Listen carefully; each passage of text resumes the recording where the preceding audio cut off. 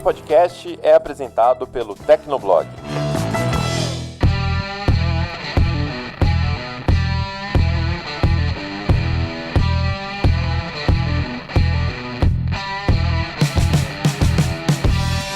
Olá, ouvinte! Seja bem-vindo, está começando mais um episódio do Tecnocast. Eu sou o Thiago Mobilon. E eu sou o Paulo Riga. No episódio de hoje, a gente recebe o Samir Vani, que é Country Manager da MediaTek no Brasil. Então, Samir, bem-vindo ao Tecnocast e já se apresenta para o ouvinte aí. O que você faz na MediaTek? Bom dia, pessoal. Um prazer estar com vocês aqui novamente.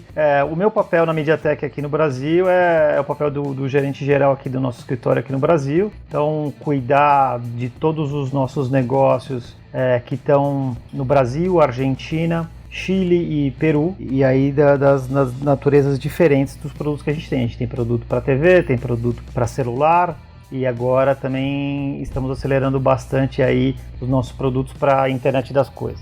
Ou seja, o cara cuida de 4 países e basicamente de tudo, de um monte de produto. Trabalha pouco essa pessoa aí. É o jeito, né? Bom, a gente sempre fala de inteligência artificial, né, no Tecnoblog, então são muitos aplicativos, são novos recursos, são até pesquisas científicas se utilizando das tecnologias de IA, mas no programa de hoje a gente não vai falar sobre o software, a gente vai falar sobre os chips inteligentes que tornam todas essas inovações possíveis.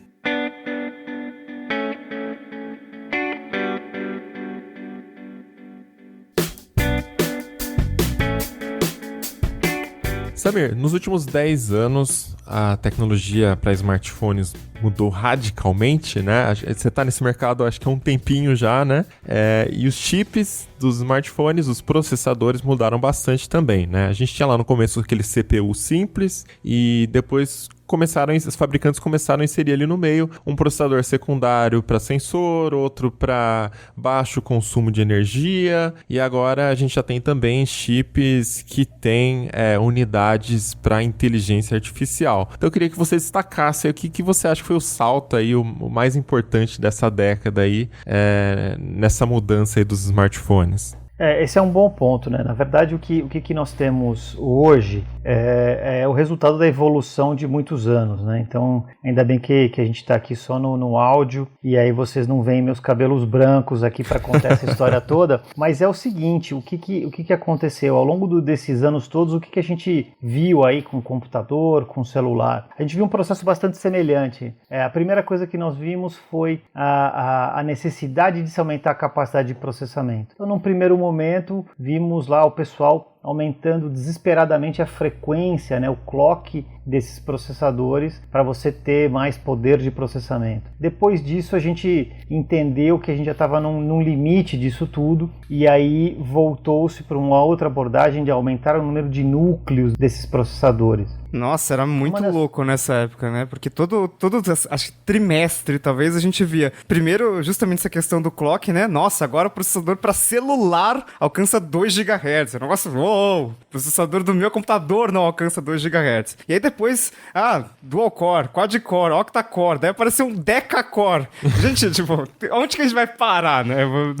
E energia para tudo isso, como é que faz, né? Exatamente, e aí o problema né, você no computador, você tem ali uma fonte de bateria maior, né, que consegue te dar uma vida útil do aparelho quando você está longe da tomada um pouco mais pronunciada. Agora, quando você está num telefone celular, qualquer deslize ali vai te custar muito caro. Então, outras abordagens foram sendo tomadas. Uma dessas abordagens foi o que nós chamamos aí de computação heterogênea. Então, você consegue de um lado colocar uma frequência alta, você consegue colocar núcleos com frequência mais alta, núcleo com frequência mais baixa, então eles vão consumir diferentemente ao longo desse tempo.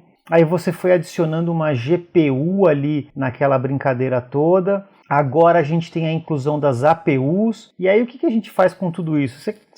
A gente mete tudo no liquidificador, né?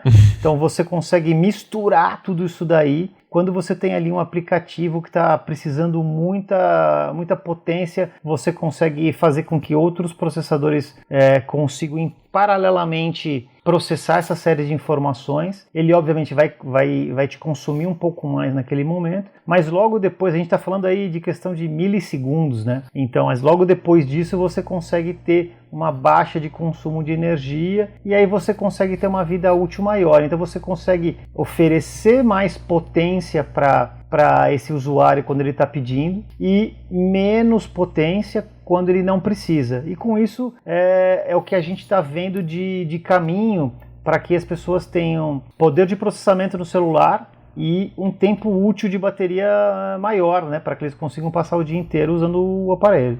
Mas uma coisa que me deixa assim em dúvida é que às vezes eu vejo uns diagramas de chip de celular, né? E antigamente era muito fácil, né? Tinha CPU, tinha GPU para os gráficos e no máximo ali tinha o espaço, no caso dos celulares, né, para modem e comunicação. E agora tem APU, e aí tem outros núcleos, aí tem o ISP, e aí no caso da APU, acho que talvez seja, não sei, a terceira parte mais importante de um SoC, de um System on a Chip para celular hoje? Olha, a APU, ela vem se tornando um elemento cada vez mais importante. Então, as pessoas estão utilizando cada vez mais soluções que exigem inteligência artificial, fotos, voz, gravação de imagens, próprios aplicativos que começam a utilizar essa necessidade de uma inteligência artificial mais aprimorada, e com isso a APU, né, pelo menos da maneira que nós chamamos aqui internamente, que é APU, de Inteligência Artificial Processing Unit, então você tem essa necessidade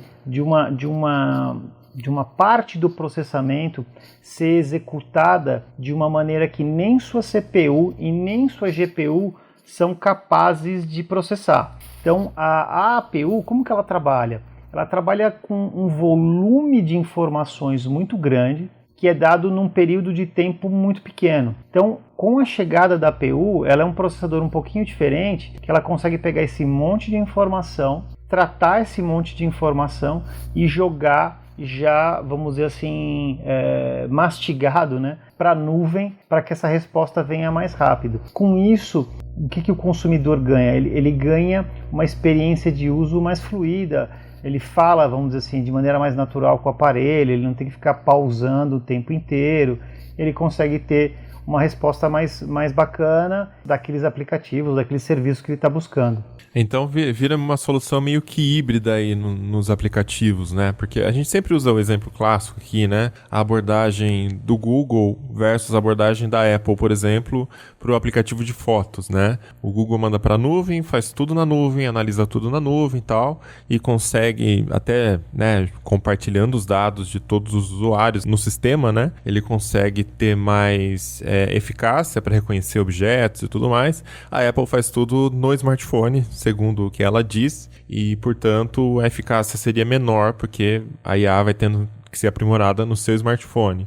E o que você está dizendo é que tem uma forma de fazer as coisas, às vezes, de forma híbrida. Em vez de você falar com o assistente e só a nuvem reconhecer a sua voz e reconhecer o seu comando, a própria assistente no seu celular pode fazer o trabalho mais leve, que é reconhecer a voz e o comando, mas a nuvem te traz o resultado mais pesado. Seria tipo isso. Exatamente. Qual a vantagem de você ter um processador com APU? É para você realmente fazer um pouco desse equilíbrio entre o processamento no device e na nuvem. Então você consegue ter, para coisas mais simples, vamos imaginar aqui que você tem um álbum de fotos no seu aparelho celular. Você não precisa que esse álbum de fotos necessariamente esteja conectado à nuvem para que ele organize por rosto, por lugares. Você pode ter no próprio processador uma inteligência capaz de te dar isso daí, sem a necessidade de uma conexão com a nuvem. Para quando você está falando, você pedindo um serviço ali de localização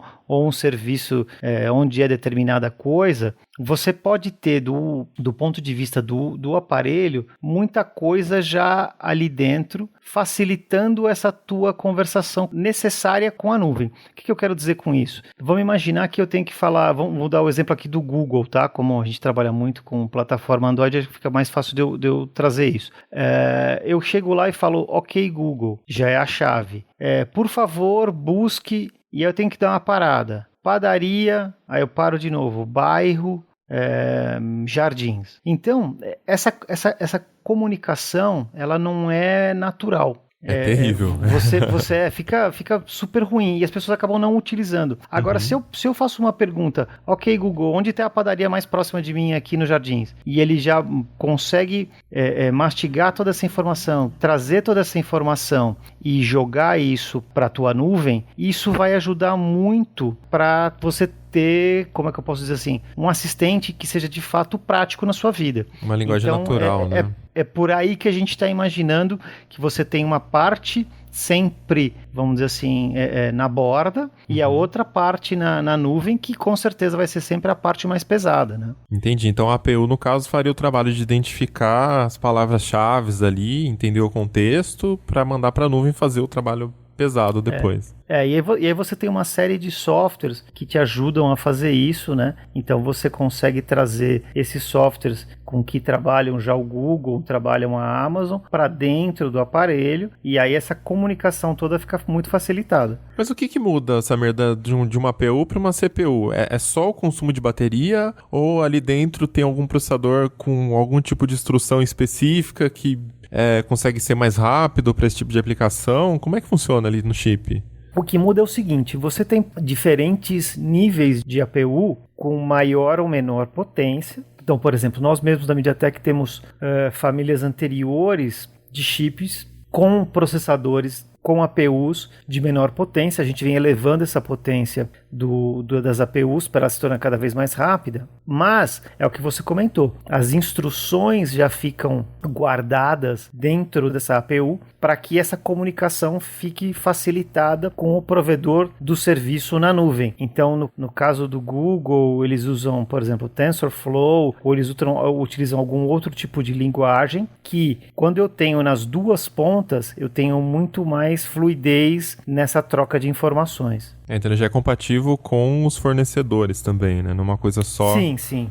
Entendi. Porque o que acontece, se você for ver na prática, é que hoje em dia você tem poucos produtores de inteligência artificial de fato. Né? Você tem ali o Google produzindo bastante, você tem a Amazon, você tem ali, para trazer um exemplo de fora aí, do Alibaba na China, que são as empresas que de fato estão trazendo todo esse algoritmo de inteligência artificial. Do lado do aparelho, você não vai querer reinventar a roda, né? Você vai ter a comunicação com esses sistemas que já são existentes e você vai ter pedaços de software, vamos dizer assim, que te ajudam em determinadas tarefas. Então você vai ter ali a inteligência artificial para voz, você vai ter ali a inteligência artificial para melhoria de fotografia, por exemplo, ou para melhoria da exibição da imagem depois. Então você vai tendo isso e você compõe tudo isso com sistemas já pré-existentes.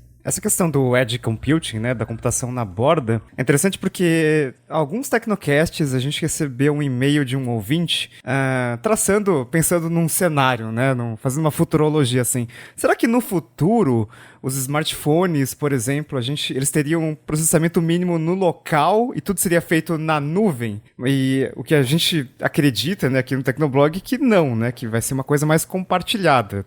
A MediaTek tem alguma visão sobre isso também? A nossa visão é que o processamento ele tende a ser não centralizado, ele tende a ser distribuído. Então, por exemplo, até o que eu posso te trazer aqui, que é a nossa visão para carros, né, para automóveis. Tem fabricantes que acreditam que você vai precisar de um processador gigantesco, centralizado, e esse cara vai te dar todas as informações que você precisa. Nós acreditamos que é diferente, que você vai ter lá meia dúzia de sensores, e essa meia dúzia de sensor ele vai estar ligado a um processador pequenininho, mais outra meia dúzia de processadores que vão estar ligados a outro processador, e isso tudo vai caminhar para um processador central, mas não de tão grande porte, que consiga tratar todas essas informações pré-processadas, por exemplo. Tá? Então essa é um pouco da visão que a gente está percebendo para o mercado automotivo. A gente percebe muito isso para o mercado de internet das coisas. No caso do celular, a gente acredita que vai seguir a mesma linha. Não acreditamos, sinceramente, que isso vá ser diferente para celular e você ter um terminal burro, né, vamos dizer assim, que está ligado a uma nuvem super poderosa ali. Não vejo isso acontecer, não. Achei engraçado essa analogia dos sensores do carro, porque me lembrou a estrutura de uma empresa, por exemplo. Assim, nada a ver com a conversa, né? Mas é minha área, então eu acabei pensando nisso. Que na empresa você tem uma hierarquia, né? A empresa segue um caminho comum e tal, mas o presidente não processa tudo, né? Ele dá a direção mais ou menos. Só que as informações que chegam para ele já chegam mais ou menos mastigadas, e quem tá lá embaixo também tá processando, tá trabalhando, tá pensando, né? Participa de todo o processo. Então funciona mais ou menos assim também, né? O processador que está ali perto do sensor está fazendo o trabalho dele, que se junta com os outros processadores e vai subindo até um servidor central que não faz todo o trabalho, mas ele já pega a parte processada de cada departamento, né? Vamos dizer assim. Acho que é perfeita a tua analogia, porque é exatamente isso. Então você está ali no teu departamento, né? Você cuida daquela informação, vamos dizer assim, passa ela para cima, né? E aí quando chega a um gestor maior ali, ele vai ter, com as informações colocadas, a tomada de decisão. É exatamente a mesma coisa que uma filosofia dessa de processamento distribuído dentro de um carro ou de qualquer outro equipamento, né? Agora só uma coisa, Samir, você falou de reconhecimento de fotos, né, galerias, em comunicados de lançamento de novo chip da MediaTek, a gente sempre vê a questão do, por exemplo, agora você pode tirar fotos com menos ruído, né, porque tem um algoritmo melhor de redução de ruído. Eu queria entender como é que isso funciona, até onde é MediaTek e até onde é a fabricante do celular, por exemplo. Se você pensar numa LG que lançou um celular novo e que tem esses novos recursos e que usa um chip da MediaTek. O que a LG fez, o que a MediaTek fez, é confuso para mim. Não, é confuso, mas eu também não quero desconfundir não muito aqui, tá? O que eu quero falar é o seguinte: o que eu acho que é importante que as pessoas saibam é que você tem desenvolvimento em toda a indústria. Então a MediaTek ela já leva alguns benefícios nos aparelhos, e aí eu vou imaginar que a IGA Corporation quer fazer um aparelho, mas aí a IGA Corporation fala assim para a MediaTek: cara, o teu software de tratamento de imagem não é exatamente o que eu quero, eu estou fazendo o meu e vou usar o meu, ok? Ok, então você usa vamos dizer assim, todo o resto que a MediaTek te proporciona, mas para aquele software você coloca exatamente o teu, porque você acredita que ele tem uma qualidade superior, ou ele trata a imagem de uma maneira que você acha mais adequada, no tratamento de cores, ou o que seja. Você tem essa facilidade de usar o software que a MediaTek oferece, que o fabricante está fazendo, ou muitas vezes existem empresas específicas no mercado que trabalham só com softwares para melhoria de imagem ou para funções na câmera, ou você joga, vamos dizer assim, tudo para a nuvem e deixa lá a nuvem consertar tudo. Então você pode ter inteligência em todos os pontos aí da cadeia.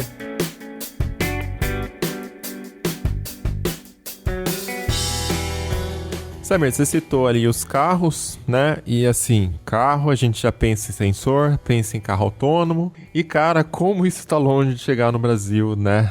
Ainda vai demorar bastante tempo. Mas eu queria saber assim, pra gente ter alguma coisa mais palpável, hoje em dia, o que um sensor, o que um chip com uma APU, não sei, o que a gente tem de tecnologia que a gente consegue colocar num carro e que um chip muito poderoso já conseguiria melhorar muito a vida das pessoas assim no trânsito? O que está acontecendo agora aí?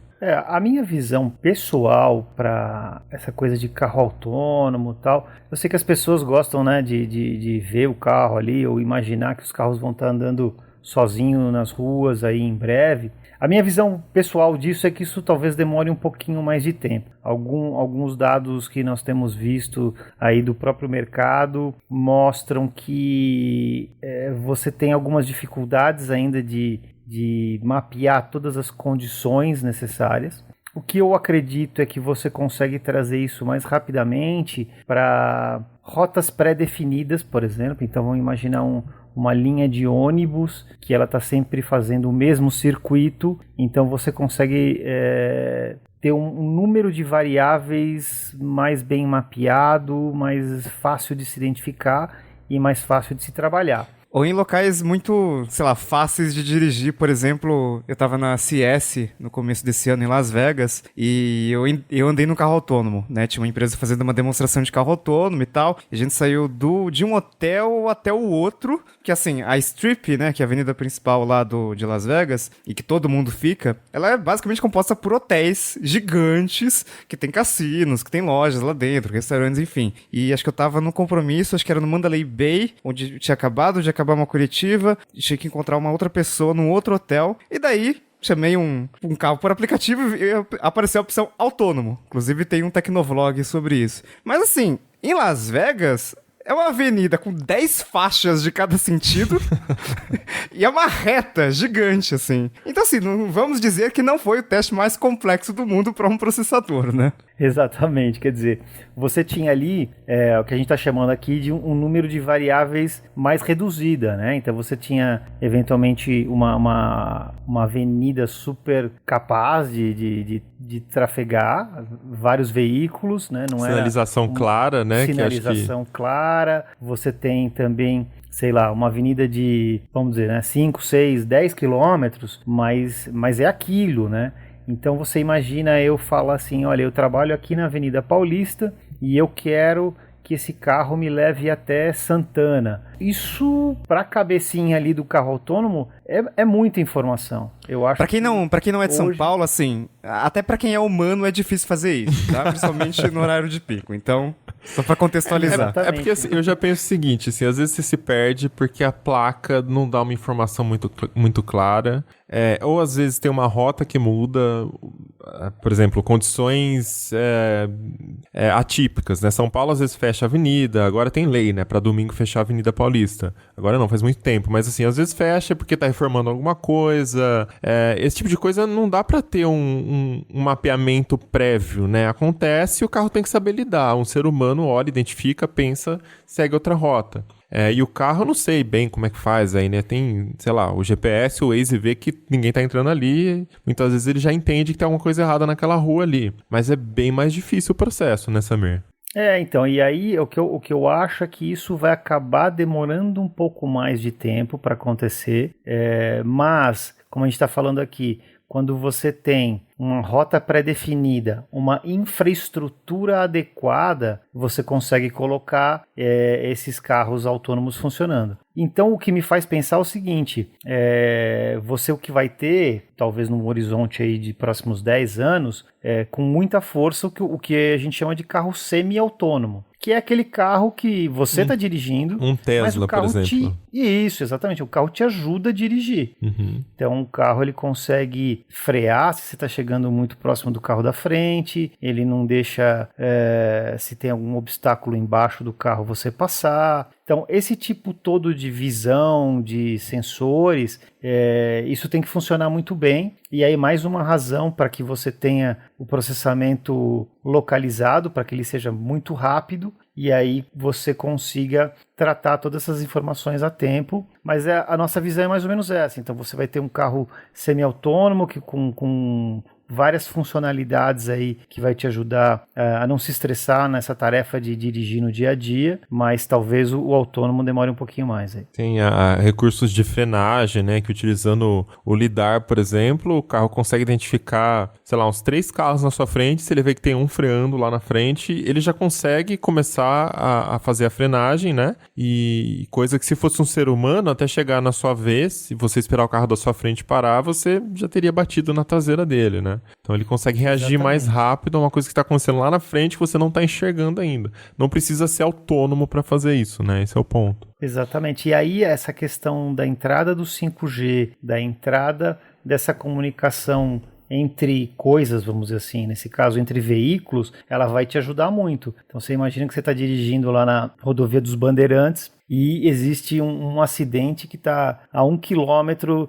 da onde você está dirigindo, e obviamente você não é capaz de ver isso, mas um carro ali vai avisar, você vai jogar essa informação e o teu carro vai receber essa informação e já vai te mostrar o que está acontecendo, facilitando mais uma vez, é que você leve esse carro com segurança, né? Que você às vezes até pegar uma saída e pegar uma alternativa, né? Também conseguiria fazer. Coisa que assim, você já conseguiria fazer com o Waze, né? O Waze já mostra que tem um acidente e tal, mas a ideia de ter isso integrado no seu carro é que ganha agilidade. E na verdade também aí tá a importância de você ter os sensores no carro, porque o processamento no carro, né? O processamento das informações dos sensores direto no carro. Porque você citou o 5G, por exemplo, mas quando começaram a surgir aí as notícias dos carros autônomos, né? A gente sempre fazia aquela brincadeira, pô, mas e se o 5G falhar, né? O carro para de se dirigir, né? Como é que ele freia? Né? Então é importante ter os sensores e o processamento no carro para pelo menos essas informações vitais mesmo, né? Você saber a hora de frear e tal, o carro consegue fazer independente da rede, né? Exatamente, você tem que ter a capacidade de processamento, a capacidade de tomada de decisão local. Você tem que ter a capacidade de esse carro se comunicar com o que está acontecendo. Então vamos imaginar, nesse exemplo que existe o acidente, pode vir um comando ali determinado pela estrada, né? Falando assim, olha, você está a 100 km por hora, mas você vai ter que agora baixar para 80. Então ele automaticamente já baixa para 80, todo mundo já se adequa a uma nova velocidade. Enfim, você vai ter outros caminhos, né, para lidar com essa informação. Mas essa comunicação entre veículos tem utilidade sem ter carro autônomo? Como que seria o uso aí? Eu acredito que um uso seria exatamente como esse. Você tem a comunicação, você consegue ter a visão do que está acontecendo lá na frente, que nós, humanos, não teríamos, mas esse carro ele não vai tomar a decisão sozinho. Talvez ele possa, para algumas coisas, tomar essa decisão e para outras ele possa te informar, está acontecendo isso. Nossa sugestão é que você reduza de 100 para 80. Ah, entendi. Entendeu? Então você já consegue ter uma melhoria grande aí para que você tenha mais segurança na estrada, né?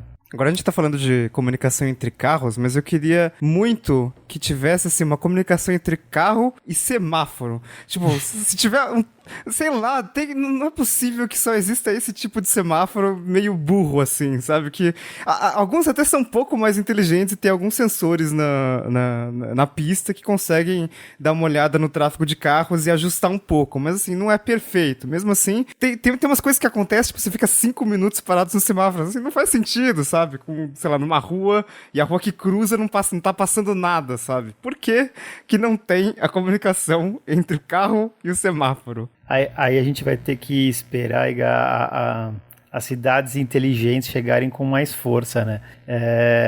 A gente, hoje em dia, ainda sofre muito com isso, né? Vamos dizer assim que existem semáforos completamente burros, né? Aquele que está um pouquinho mais inteligente, mas a nossa visão é que quando você está falando de uma cidade inteligente, onde você consegue ter, vamos imaginar, um bairro inteiro com um semáforo conectado, com um sensor na via, com o carro se comunicando com isso tudo, a minha expectativa é que isso melhore muito, né? Mas aí, eu acho que você falou uma coisa muito importante lá atrás e que cabe agora também. A infraestrutura, ela começa a se tornar uma coisa extremamente importante para melhorar a qualidade da vida do cidadão. Então é uma coisa que eu acho que a gente tem que se atentar a esse fato agora, porque a gente começou a discutir, por exemplo, o leilão do 5G esse ano. Isso tudo pode fazer muita diferença na nossa vida daqui a 5, 10, 15 anos. Então, nessas feiras que a gente vai, né, tanto na MWC Barcelona, que esse ano infelizmente nem teve, né, estamos em tempos complicados de coronavírus, quanto na CES, por exemplo, sempre tem aquelas demonstrações de cidades inteligentes, né, então as empresas que têm os estandes gigantes assim, elas fazem uma cidade, uma mini cidade ali, e eu fico pensando, porra, isso é muito legal, assim, eu quero isso, mas assim, como aplicar isso pra uma cidade grande, né, até então, porque uma escala maior. Tem a questão dos custos também, né, eu já li várias matérias aí, conforme tem troca de semáforo. São Paulo, há alguns anos teve muito problema com semáforo, né? Qualquer chuvinha desligava tudo e dava aquele trânsito caótico. E aí saíam as licitações, assim, era milionário, uns contratos milionários para troca de semáforo, né? E tipo, nesse negócio do semáforo, uma vez eu tava vendo uma reportagem, acho que era no SP1, sabe? E tipo, a questão da troca de semáforo é que os novos semáforos iam ter bateria integrada. Tipo, mano, como assim não tinha ainda, sabe? Uma coisa tão simples assim. Tudo é bateria hoje, cara. Então, assim, cai a energia, parou o semáforo, não faz sentido. Tem coisa que parece pra gente uma coisa tão fundamental, né? E que ainda não tem, e às vezes choca isso, né? Mas é exatamente isso. Você tem a questão do custo da implementação. O custo da implementação muitas vezes é alto, sim, mas você já tem hoje cidades que isso está sendo colocado aos poucos e está funcionando super bem. Então, por exemplo, em Shenzhen, na China, você tem as câmeras colocadas ao longo das vias, né, que são vias grandes avenidas, e elas já te dão uma informação muito interessante do tráfego, velocidade média, o que se precisa ser feito, quanto tempo de semáforo precisa estar aberto, e assim, essas são câmeras tão poderosas que elas hoje conseguem multar até o motorista que está sem cinto de segurança no assento de trás. Nossa! Exatamente. Então é um negócio assim, bem poderoso. Assim, eles estão investindo muito nessa linha, mas... De novo, né? Você tem um grande volume financeiro para poder fazer isso acontecer. Mas e se o motorista, se o banco de trás não tem cinto de 3 pontos? Ela consegue enxergar também? Você me pegou. Até onde eu sei, a lei lá é que você só pode andar em 4 pessoas no carro. E aí são como os 4 tem que ter o cinto de 3 pontas. Se ele detectar que alguém está sem, você é automaticamente multado. Caramba. Nossa. Não, mas essas cidades chinesas são coisa de louco, assim, tem mais câmera do que gente lá. Então... E detalhe, né, isso depois vai para um ranking de um score que eles criaram ali social, né? Então vai lá... É assustador. O Samir tem uma pontuação X, mas o José tem a pontuação Y, e isso vai me dar depois... a facilidade de colocar meu filho numa escola ou não. Então, enfim, tirando essa parte um pouco mais... Creepy. Meio complicada pra gente aqui de entender, você tem um investimento muito grande, né, das cidades em relação a essas novas ferramentas. Eu acho que o problema aí já entra na discussão também da privacidade, né? Tudo que a gente está falando aqui, tudo gira em torno dos dados, né? Inteligência artificial gira em torno dos dados. Um grande pilar da inteligência artificial são os dados. Ela precisa de muitos dados para ficar inteligente, para aprender cada vez mais, né? E aí a gente tem exemplos, por exemplo, acho que Curitiba, se eu não me engano, começou testes também há alguns anos, há 2 anos, se eu não me engano, de uma câmera que monitorava placas também e aplicava multa automaticamente. Ou via se um carro era roubado, né? Então, assim, aos poucos a gente vai tendo cada vez mais dados sendo coletados nas cidades. A gente tem que também ter esse debate de até onde vale a pena, né? Essa já é um pouquinho mais de ter um consenso aí. Exatamente, isso é muito importante de existir um debate aí na sociedade colocar o que ela acredita também que seja importante, do tratamento desses dados, da proteção desses dados, tudo isso é vital nesse mundo novo que se aproxima. Ô Samir, aproveitando que a gente está falando de dados, a gente queria falar um pouquinho também sobre os Smart Speakers, né? Tá cada vez mais popular aí esse produto, e recentemente com Black Friday, as fabricantes também fazendo promoções. Um monte de gente que eu conheço comprou também, nem que seja só para ter uma caixinha de som Bluetooth legal, que dá para você fazer piadinhas com ela, né? Então a gente queria aproveitar e entender como que funciona ali um processador de um smart speaker. O que tem dentro dele, no que ele é diferente de um chip para celular, por exemplo. É difícil explicar, né? Por que o celular não faz o que o smart speaker faz? Qual é a diferença, né? Como é que funciona? Legal. Bom, vamos lá. De uma maneira geral, o tratamento ele é muito similar. Então você tem um chip que vai ser capaz de estar ligado a um microfone ou alguns microfones e você vai decodificar essa informação, tratá-la e jogá-la para a nuvem. Ok, isso é muito similar ao que acontece conceitualmente num celular. Acredito que as grandes diferenças sejam da natureza desses produtos. Então você tem um produto que é o celular, que ele está do lado da sua orelha, do lado da sua boca. Então ele tem uma necessidade de áudio X, né? Não vamos tentar entrar no tecniquez aqui. E você tem um outro produto que é um produto que vai ficar em cima ali de um móvel na sua casa. Você vai se comunicar com ele à distância, então ele precisa ter outras coisas para que ele funcione bem. Então ele precisa saber trabalhar com um grande número de microfones, que você tenha um software todo preparado para esses microfones tratarem essa informação de uma maneira diferente e te trazerem essa resposta num alto-falante que ele tem mais potência. Então você tem pequenas modificações que trazem esse processador, vamos dizer assim, mais próximo para um uso ou para outro uso, né? Você também não precisa desse processador, sei lá, ter uma GPU, e a gente pode falar um pouco mais sobre isso.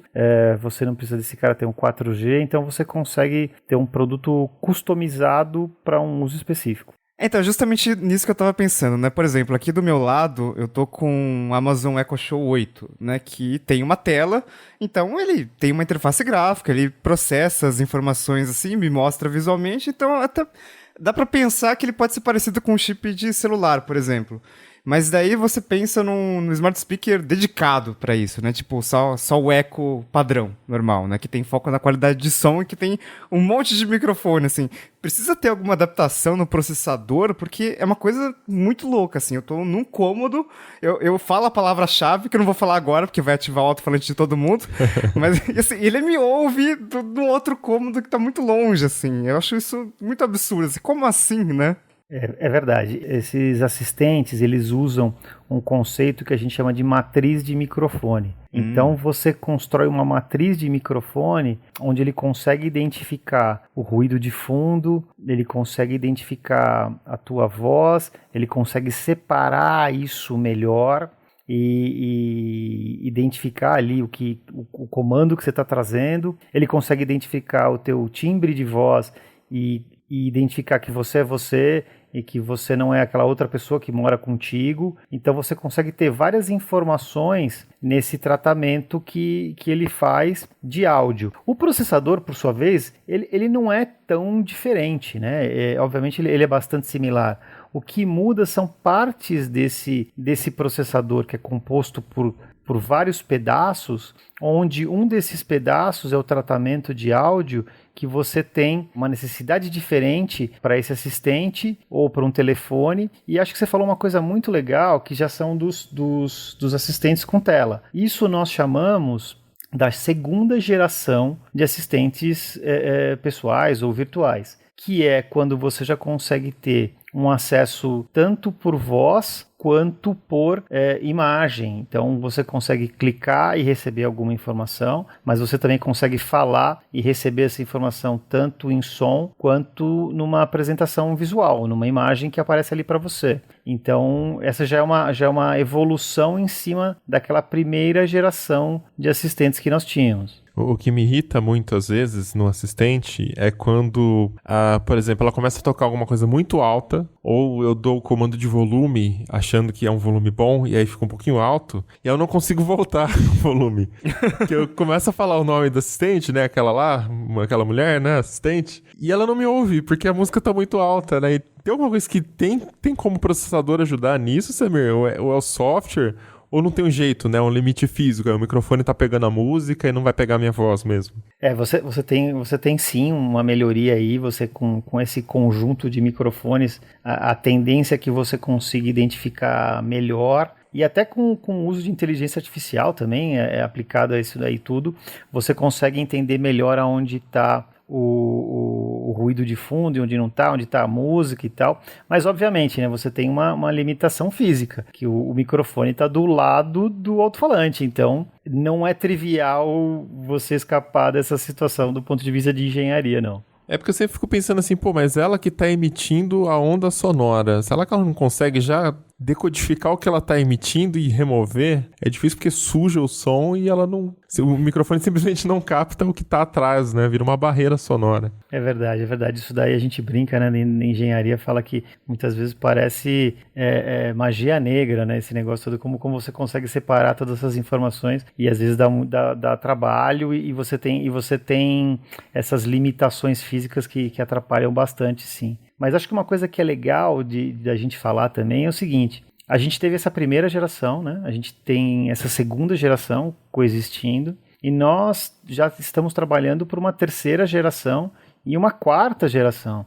Então, eu acho que isso pode ser muito legal, porque esses assistentes vão melhorar ainda mais. Conte-me mais sobre isso. Aí. O que é a terceira geração? O que tem de novidade na quarta geração? Se quiser falar da quinta também? Eu acho que a terceira geração ela vai também trazer a câmera. Né? Não é nada assim, né, fora do mundo, né? Mas o que você vai ter? Você vai ter com essas câmeras um equipamento, né, um assistente que é capaz de te ver. E esse cara ele vai conseguir enxergar, entender que você, visualmente, né, é você. Eu não sei se isso é bom ou ruim.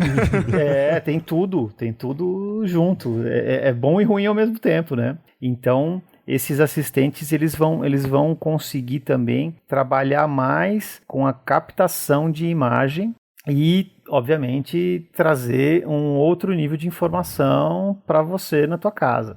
É porque hoje a gente tem, nesses assistentes com tela, muitas vezes tem uma câmerazinha ali geralmente pra gente fazer uma chamada em vídeo, né? Então, sei lá, eu posso me comunicar com outro cômodo por vídeo, então, sei lá, algum contato que esteja cadastrado ali no aplicativo. E nessa geração nova, ele usaria a câmera pra informação, tipo, se eu tô nervoso e vermelho e roxo de raiva porque ele não tá me ouvindo, ele processaria diferente, é isso?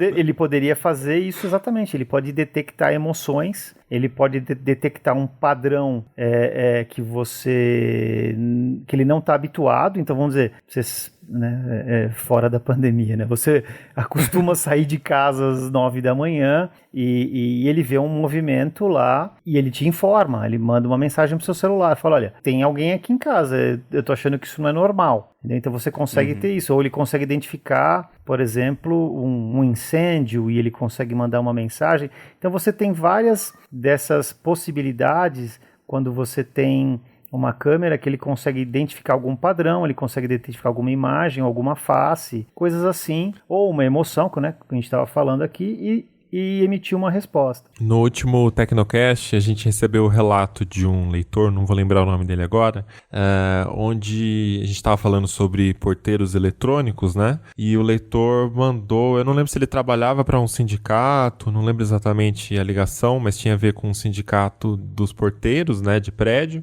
e ele disse que um diferencial bacana que os porteiros humanos podem dar em relação aos porteiros eletrônicos, às portarias eletrônicas, é que você cria um vínculo com o morador, né? Então, no caso dele, aconteceu de um senhor que todo dia de manhã acordava, saía para fazer uma caminhada, era bem velhinho e tal, voltava para casa. E aí, num belo dia, ou não um belo dia, nesse caso, né? O porteiro percebeu que o senhor não desceu, ele não apareceu na portaria. E aí, o porteiro ligou para ver se estava tudo bem e tal.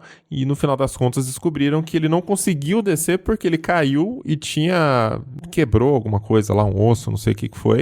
Não lembro exatamente isso, uma costela, né, Riga? Enfim, mas por isso que o senhorzinho não desceu para fazer a caminhada matinal que ele fazia todos os dias. Então, nesse caso, ter um porteiro humano acabou potencialmente salvou a vida desse senhor, né? Então, nesse sentido também, essa geração nova de assistentes pessoais tendo uma câmera pode ser positivo nesses casos, né? Seria um assistente... Às vezes para você deixar, se você tem um avô que mora sozinho e quer continuar morando sozinho, né, acaba fazendo esse trabalho de monitorar o idoso também, avisar se o idoso cai, enfim, se tem qualquer problema desse tipo, né.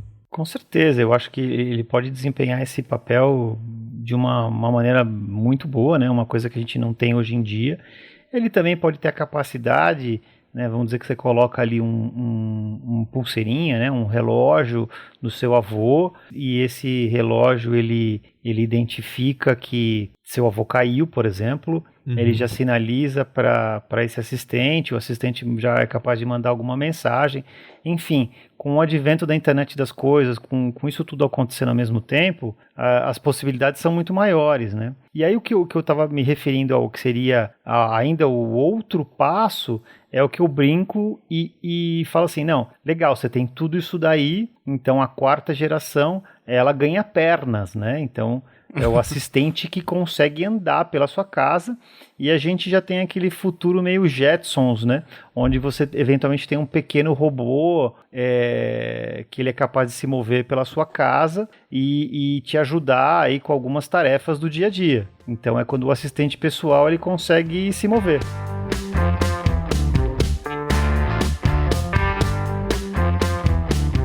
Pô, enquanto a gente não tem esses assistentes pessoais que seguem a gente pra casa, vamos falar de umas coisas mais normais, né, que dá pra ter hoje, né?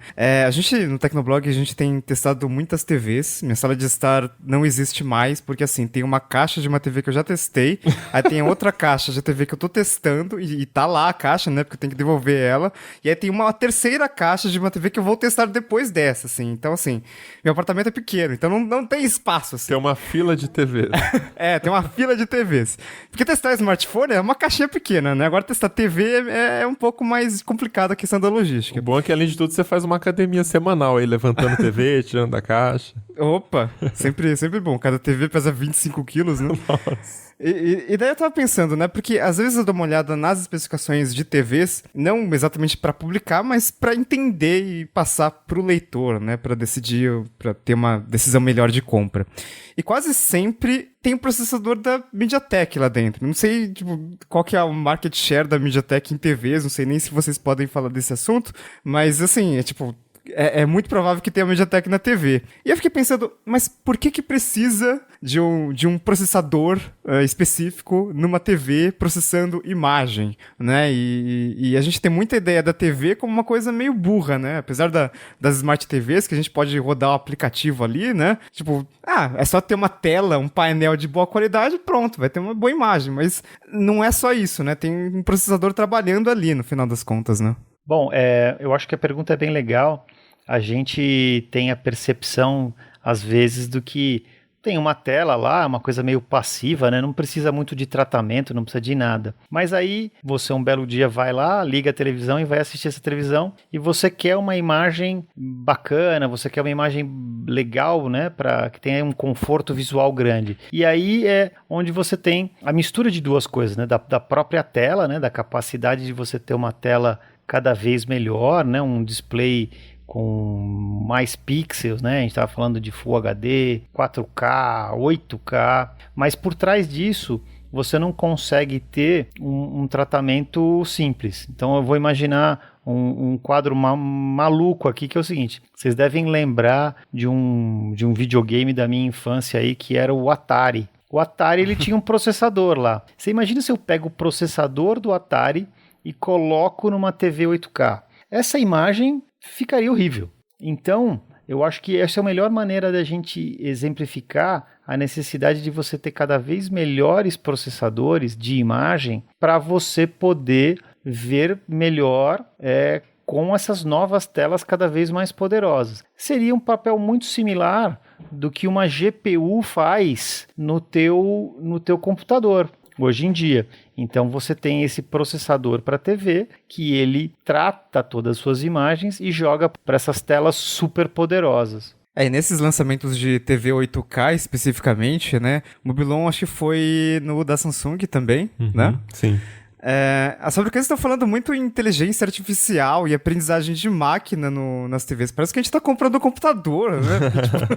Como que pode ter tanto processamento nesse negócio, né? Que, poxa, só quero assistir meu filminho, sabe? Então, mudou alguma coisa aí do que era Full HD, 4K pro 8K? Precisa de alguma coisa a mais? Porque, no final das contas, a gente não tem conteúdo 8K nativo ainda, né? Então, tudo que a gente tá vendo, acho que tem uma influência maior do hardware, né? O que eu vejo nesse sentido bom, duas coisas. Primeiro em relação até ao conteúdo. Eu acredito que essa coisa de não ter conteúdo em 8K, nós já passamos por isso, né? A gente não tinha conteúdo em alta definição, que era o Full HD, nós não tínhamos conteúdo em 4K e agora já tem. Então, em algum momento vai chegar o conteúdo em 8K. A vantagem que eu vejo em relação a isso, qual que é? É que hoje, ao contrário de 10 anos atrás, nós somos menos dependente de um grande estúdio ou de um canal de televisão de gerar imagens em 8K. Então, hoje em dia, uma grande parte, né, do conteúdo, e vocês estão aqui até para me apoiar nisso, são vocês que geram, né? Então, você consegue ter uma geração de conteúdo mais democratizada. Até o próprio smartphone, né, já filma em 4K, logo filma em 8K também. Aí vai ficar difícil também até para guardar tanto conteúdo em vídeo. Né? Coitado de quem armazena na nuvem. Aí o pessoal que vende HD vai ficar feliz de novo, né? Mas, então esse é um lado que eu acredito que vai acontecer com 8K. Do outro lado, né, da capacidade de processamento, de inteligência artificial, então é um pouco do que a gente já falou lá atrás, né? Você tem um processador mais poderoso, você tem novas possibilidades da melhoria desse processamento. Uma dessas possibilidades é o uso da inteligência artificial. Eu acredito que não se trata de uma coisa tão nova. Acho que todo mundo deve lembrar aí da cena de um filme de terror ou de suspense, onde você tinha ali na televisão uma cena que você tinha um canto super escuro e um canto claro, e você não conseguia identificar muito bem o que era o que e tal. Com essas TVs novas, você vai conseguir ter um tratamento visual muito melhor, um tratamento quadro a quadro dessa imagem muito melhor. E aí você vai conseguir detectar ali o que estava naquele ladinho escuro da imagem que você não conseguia ver nada, mas eventualmente o diretor queria te passar alguma informação, mas a tecnologia não era capaz de transmitir. Isso me lembra de uma época que teve o episódio de Game of Thrones, eu acho, era um dos últimos. Sim. Aí, e era muito escuro e as pessoas falavam, gente, não dá pra ver nada, vocês estão conseguindo ver alguma coisa? A transmissão tava muito ruim, né, nesse dia, a transmissão tava com muita compactação, acho que pra aguentar todo mundo que tava vendo, né, os episódios finais, então não dava pra ver nada porque embolava a imagem. Nossa, foi terrível assistir esse episódio. Mas assim, uma coisa que chamou muita atenção da gente no evento da Samsung que o Riga citou foi o lançamento da primeira 8K no Brasil, né? E eles fizeram toda uma infraestrutura, montaram umas salas escuras com TVs 8K, as novas, e as TVs 4K, e aí eles rodaram o conteúdo em 4K nas duas TVs, o mesmo conteúdo, né? E a gente olhava um pro outro e falava assim, cara, muito legal como o conteúdo em 4K tá mais bonito na TV 8K. E aí esse diferencial, segundo o pessoal da Samsung, né, era que a TV 8K tinha um chip de inteligência artificial alimentado por milhões de imagens de grama, céu, textura e tudo mais. E eles usavam essas amostras para fazer o upscaling das imagens, né, quadro a quadro ali, do 4K para o 8K, sem perder nenhum detalhe, né? Então a gente fica imaginando assim, como é que esse processador não frita ali atrás da TV, né? Para processar tudo isso de imagem. É verdade, você tem um processador às vezes muito, muito capaz ali atrás, né? E a gente nem se dá conta. E no final é isso um pouco, você tem essa capacidade de melhoria de imagem, de tratar, vamos dizer assim, mais variáveis, né? Você falou um negócio muito bacana do upscaling. Nós lá atrás já tínhamos upscaling, vamos dizer ali, do VGA para o Full HD, mas o número de variáveis que ele levava em conta para fazer esse upscaling era menor. O resultado não era tão bom. Então, hoje em dia, com essa chegada da inteligência artificial, eu gosto de pensar em inteligência artificial como um software melhorado apenas. Então, você tem um software melhor, que ele é capaz de levar em conta muito mais variáveis, muito mais coisas, para que ele consiga fazer, por exemplo, o upscale de uma imagem. Então, a diferença é o que você mencionou. Ela é nítida, né? Ela salta aos olhos. como você consegue melhorar essa resposta. Mas pra você é uma evolução normal, assim, natural? Tipo, a gente já teve computador com 200k de memória RAM. Hoje a gente tem 8 GB, não é nada impressionante, né? Às vezes, do jeito que você tá falando, parece um pouco isso, sabe? Tipo, já tivemos o upscaling pra VGA, já tivemos o upscaling pro 4K, então, 8K não é nada demais. Mas pra gente o que fica, às vezes, é a sensação de que o desafio também aumenta de forma exponencial, porque vai dobrando, né? E 8K, processar com quadro a quadro ali, com inteligência artificial também fazendo o preenchimento da imagem, soa como algo bem engenhoso, né? Talvez eu tenha sido simplista aqui, mas assim, eu quero dizer assim, conceitualmente não existem diferenças, né? Você tinha um quadro lá atrás que você tinha uma origem de imagem com uma resolução tal e você queria melhorar para uma outra resolução melhor. Tá, é um desafio conhecido. O desafio é conhecido, né? Então você já sabe como fazer, você já tem experiência com isso tudo. Uhum. O que muda? É o que você falou, a capacidade de processamento ela precisa ser maior, a inteligência precisa ser maior para você fazer essa melhora. Então, daí é onde você tem essas TVs agora que todo mundo está falando de inteligência artificial na TV. É justamente para poder resolver com melhor qualidade esse problema que a gente já conhecia há bastante tempo. Uhum.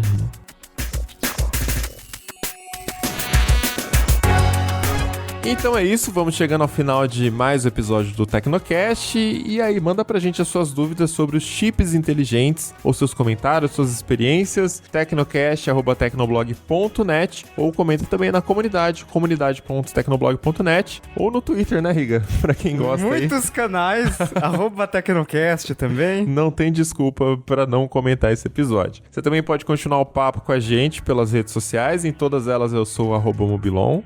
@Paulo Riga. E Samir, quer aproveitar o espaço e também divulgar algum canal da MediaTek para o pessoal que quiser conhecer mais tudo isso que a gente conversou hoje aqui? Bom, em primeiro lugar, aí, um grande abraço a você, Mobilon, um grande abraço para você, Iga. Obrigado pela oportunidade de a gente falar um pouquinho mais sobre tecnologia. Eu acho que o melhor caminho de você seguir o que está acontecendo na MediaTek é seguir a nossa página na internet mesmo, www.mediatek.com, e em breve nós vamos trazer aqui para o Brasil já toda uma página voltada para a internet das coisas. Fiquem atentos aí que vai pintar muita informação legal. Opa! Maravilha, então esse episódio vai ficando por aqui. A gente volta com outro na semana que vem. Até lá. Falou. Tchau, tchau.